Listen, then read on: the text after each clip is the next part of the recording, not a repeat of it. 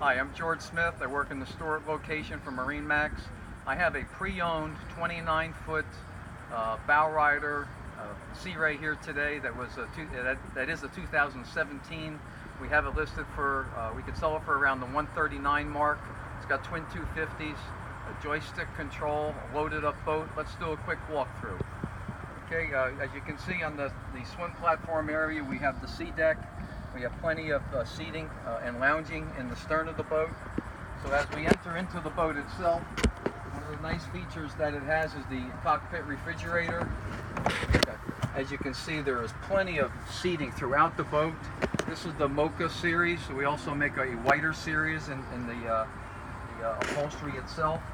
Both seats can flip either direction, so when you're anchored or at the dock, you can sit and face everyone.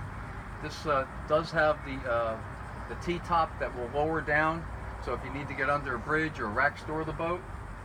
As you can see, the dash area has the joystick docking, the GPS, and the vessel view. We have an enclosed marine head here. As we scan forward, you can see that there's an automatic anchor on the boat, the windlass, and plenty of seating up in the bow area.